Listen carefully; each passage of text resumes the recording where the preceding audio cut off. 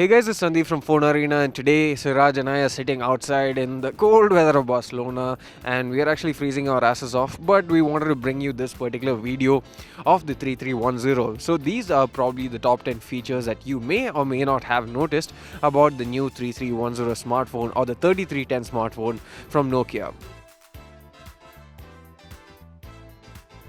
So the first aspect is basically the design and colors of the new 3310. Now the original was quite famous for having a really good build quality and the ability to withstand a lot of shocks and drops, although it was not shock resistant. It wasn't waterproof and neither is this new one, but the new one is actually quite a bit more flimsy compared to the original one, especially because of the lightness and the glossy finish that it packs. However, this is more manageable and is perhaps more acceptable in today's day and time where most smartphones are trying to become more and more small, and especially being a feature phone, they couldn't make it much bigger than this. While the original 3310 came in a dark blue color that is now a cult classic color, the new 3310 comes in a wide range of colors including this yellow one, a red one, a grey one, as well as the dark blue of the original as well.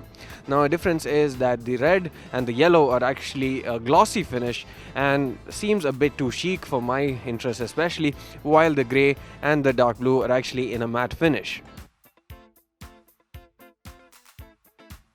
So the other main difference that you would probably notice is the display itself. The original had a monochrome display that was capable of displaying 5 lines at a time, and this new smartphone has a 2.4-inch display that has a resolution of 240 by 320 pixels. So that is considered really small in modern terms, but back in the day a 2.4-inch display is what you got on phones such as the N81 and most other smartphones. So this is still a pretty good display, especially for a feature phone, and there's also a polarizing layer on top of it that provides for better sunlight legibility. And even the glass on top looks pretty good and premium despite being on a €50 smartphone. At number 3 is basically the camera. Despite being a feature phone, the 3310 that's launched this year actually comes with a 2 megapixel camera along with an LED flash. Now in terms of the actual features, this is pretty much a basic camera and you can't do much with it, but since it's actually the year 2017, it would be almost idiotic to not put a camera on a smartphone or even a feature phone for that matter, and that's why they've actually put a camera at the back of the 3310. At number 4 is the memory. The original 3310 was able to store 8 receive calls, 8 dial calls, and 8 missed calls along with a few short messages in its memory. Compared to that, the 3310 of today comes with 16 MB of internal memory and is further expandable by another 32 GB using microSD cards.